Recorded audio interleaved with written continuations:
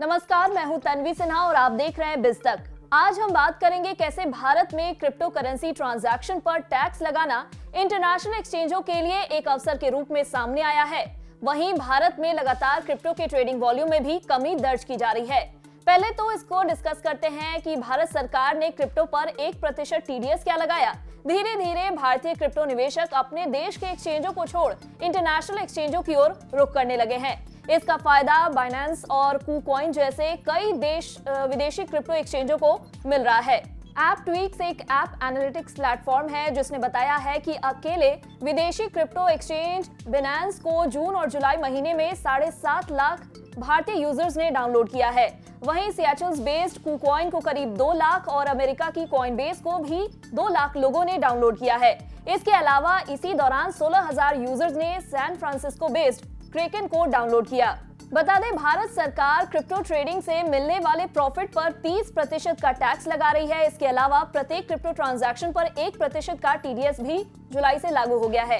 ऐसे में क्रिप्टो निवेशक वैसे देशों की एक्सचेंजों का रुख कर रहे हैं जहां सरकार की ओर से क्रिप्टो जैसे वर्चुअल डिजिटल एसेट पर पाबंदी नहीं है और उसका उपयोग करना आसान है।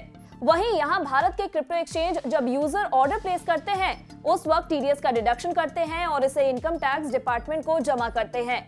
इस टैक्स डिडक्शन से निवेशकों के मुनाफे में कमी आ रही है और धीरे धीरे इंटरनेशनल एक्सचेंजों पर अपने अकाउंट बनाकर वे ट्रांजैक्शन करने लगे हैं। हालांकि क्रिप्टो एसेट्स को एक वॉलेट से ब्लॉकचेन के माध्यम से ट्रांसफर कर ग्लोबल एक्सचेंज में भेजना भी कोई फ्री में नहीं होता है। इसके लिए वन टाइम ट्रांजैक्शन फी, जिसे गैस फी कहते हैं, वो लगता है। लेकिन भारतीय निवेशकों को ये वन टाइम ट्रांजैक्शन फी कम से कम हर ट्रांजैक्शन पर काटे जा रहे टीडीएस से बेहतर लग रहा है। जुलाई में एक इंटरव्यू के दौरान KuCoin के सीईओ जॉनी लियू ने कहा कि 2022 के पहले 6 महीने में 5.6 मिलियन नए यूजर्स ने ऐप को डाउनलोड किया। वहीं भारत के एक टॉप क्रिप्टो एक्सचेंज के सीनियर अधिकारी ने बताया कि वैसे ट्रेडर्स जो भारत के क्रिप्टो कम्युनिटी का एक बड़ा हिस्सा थे, उन्होंने भारत में टैक्स लागू होते ही रातों रात उनके प्लेटफॉर्म को छोड़ दिया। इसमें ज्यादातर वैसे निवेशक थे जो लॉन्ग टर्म के लिए क्रिप्टो में मोटा पैसा निवेश करने की सोच रहे थे।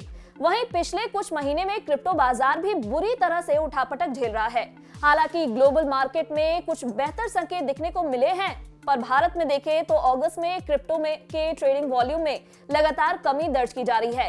इसके पीछे एक बड़ी वजह भारत सरकार के वीडियो को लेकर रवैये को माना जा रहा है। सरकार ने अब तक क्रिप्टो को लेकर नियम तो नहीं बनाया है, लेकिन टैक्स लागू हो चुके हैं। ऐसे में निवेशक के उत्साह को भारी ठेस पहुंची है। वहीं एक्सपर्ट्स कहते हैं कि देश में अभी भी क्रिप्टो विंटर का असर जारी है। क्रिप्टो विंटर का मतलब क्रिप्टो प्राइसेस में गिरावट और आमतौर पर लंबे समय तक इसका बहुत कम बने रहना है।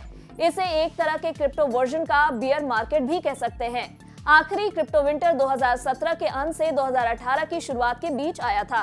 तब बिटकॉइन अपनी पिछली रिकॉर्ड ऊंचाई से करीब 80% गिर गया था।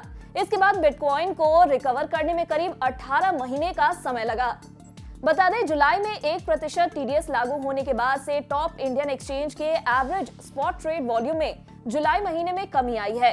अगस्त में भी वजीरेक्स कंट्रोवर्सी के कारण भारत में ट्रेडिंग वॉल्यूम में लगातार गिरावट दर्ज की जा रही है। क्रिबैको क्रिप्टो करेंसी रिसर्च कंपनी के डेटा के अनुसार वजीरेक्स के ट्रेडिंग वॉल्यूम में जुलाई से अगस्त 2022 की अवधि में 18% की कमी रिकॉर्ड की गई। ज़ेप में 20% और BitBNS में 42%। वहीं टीडीएस लागू होने के बाद के आंकड़े देखें तो जून जुलाई के पीरियड में CoinDCX में 71% की गिरावट, ज़ेप में 49.2% और BitBNS की ट्रेडिंग वॉल्यूम में 22.8% की गिरावट आई है। ऐसे ही क्रिप्टो से जुड़ी खबरों से अपडेटेड रहने के लिए बने रहे हमारे साथ और देखते रहें बिज़ तक।